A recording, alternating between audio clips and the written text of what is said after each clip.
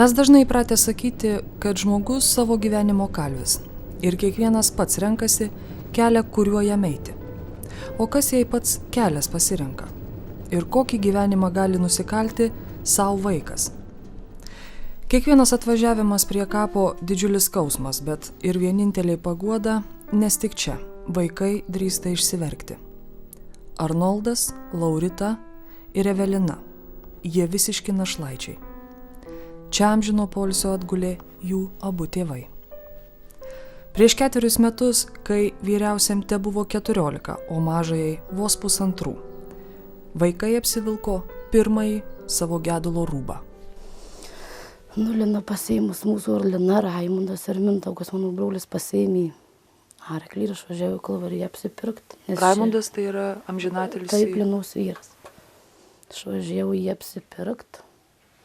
Nudavau pas seserį su tėmu, jau buvo gruodžio mėnesis. Ir jie nutarė apie 6 valandą išvažiuoti namo, parvažiuoti į čia. Ir kely užvažiavo fūrą, jų nematydama. Fūrą, tų arklių, nei tų vežimų, nes buvo viskas be atšvaistų. Ir jie palindo.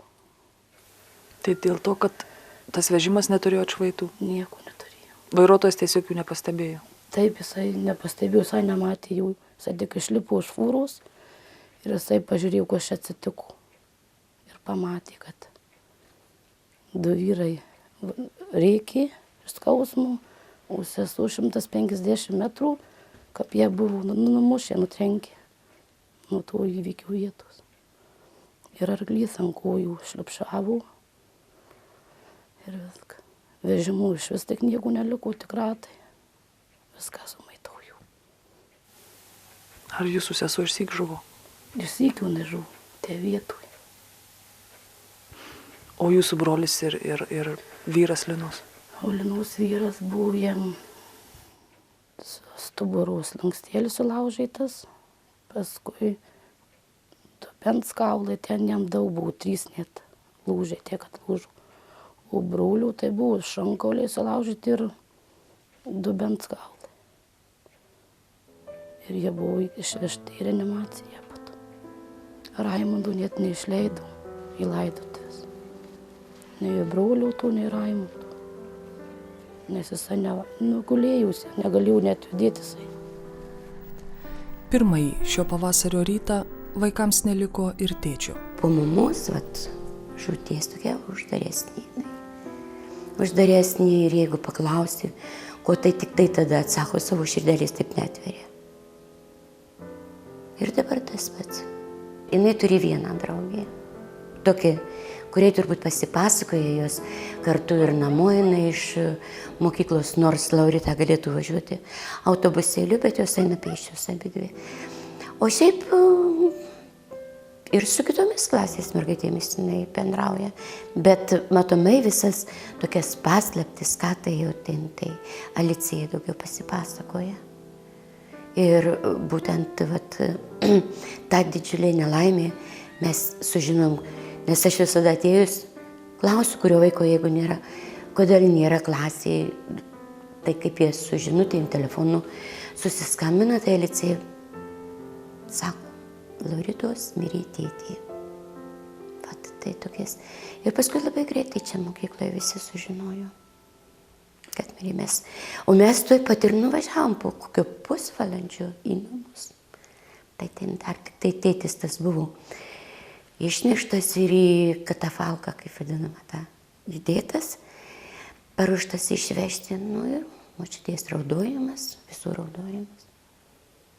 Kažkas tai baisaus. Laura, kiek tau buvo metų, kai žuvo mama? Buvo 11 metų.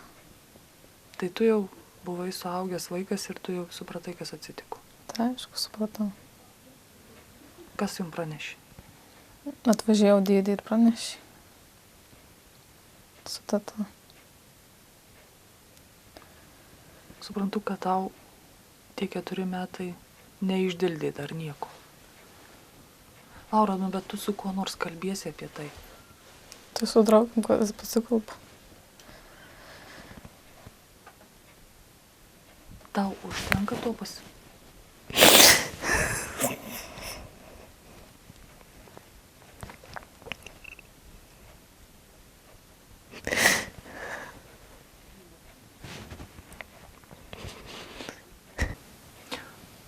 Evelinas sesers vardas. Taip.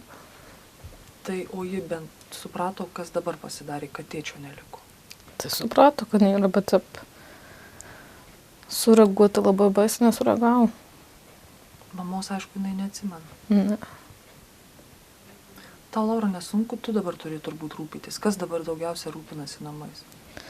Tai namais tai aš labiausiai. Ūkių brolis. Tai taip ir įsiverčia. Po avarijos suprantu, kad liko tėčio sveikata sužalota. Kas buvo jam, kas jam buvo atsitikę per avariją ir kas toliau kaip buvo?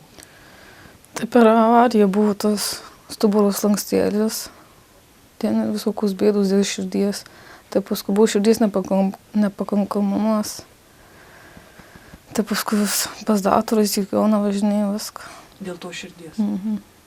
Ir nuo tos avarijos vis dabar sirgu ir viskas. Pas daktarus dažnai visada važinėjau. Ką jis įveikdavo, nudirbt, nežinau, nuveikt? Visada malkas pavyzdžiui supjaudavo, padėdavo viską, ką galėdavo. Ką dar galėdavo nudirbt? Tai kad net nežinau. Dažniausiai tai malkas pjaudavo. Labai padėdavo. Šiaip viską rūpinos. Ką reikėdavo, nuvažiuodavo į miestą viską.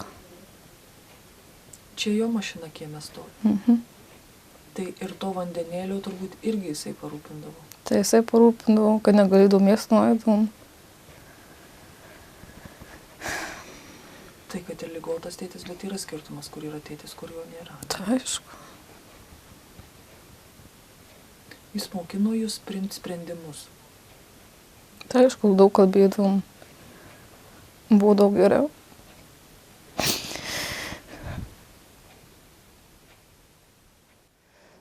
Kaip pasakyti, gaspadorius, 18 metų Dieve vaikas, kiek sugeba, tiek vaikai ir gaspadoriauna. Ir kaip išmanantys patys. Ką išmanot ar daro? Ta ir daro jau. Sunku, labai sunku tie vaikam jau, iš tikrųjų sunku. Viskas, sakyčiau, sunku, kadangi augė jau vaikai be motinos seniai, maži lik jie buvo jau. O dabar ir tėvas jau sirgo. Močiutė tai tik irgi nėra tokios jau sveikatos geros. Jokių sąlygų neturi, nei vandenių, neturi net, kaip pasakyti, ir kur normaliai ir atsigult vaikai ir kuo užsikloti. Tai va ir yra baisu. Tikrai, nes kaip neaugė taip, nematė, tai man tai baisu. Yra.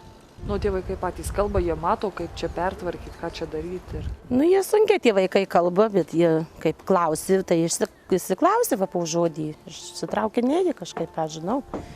Va irgi galvoju, kad viršui čia ten tvarkyti biškai kažką padėti jiem, dabar tais norėjau jie ir pačioj, kad tvarkytus kambarius.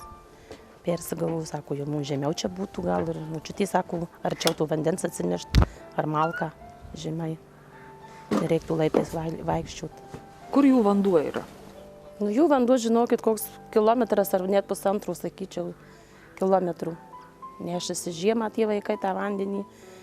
Kaip sako, tas Arnoldas pareinu, nes visas būnu, sako, sušalės, kol parsinešu tą vandenį. Neturi vandens. Arti. Na ir pabaigai nuo savęs. Šitie vaikai, nežiūrint, kad Arnoldas neseniai tapo pilnametis, savo gyvenime nematė nieko. 5 Evelina ne tik, kad nepamena mamos, bet vargu bau, ar praėjus keleriems metams ji prisimins ir tėvo atvaizdą. Laurita, kuriai šiandien 15 ir kuri dar tik 9 klasės moksleivė, praktiškai jau kelerius metus Evelina eina mamos pareigas, mažoji kitų neprisileidžia. Ir matyt, šią pareigą dar neš toli gražu ne 1 metus. Arnoldui 18, jis lyg ir šeimos galva. Bet jo kryžkeliai dar tiek neatsakytų klausimų. Ieškotis darbo, ar eiti mokytis, ar likti prie jaunesniųjų seserų, užtarėjo ir šeimininko pareigoms. Taigi, vaikai nematė nieko, o ar pamatys, priklauso nuo mūsų, suaugusių. Prisimkim pareigą ir mes.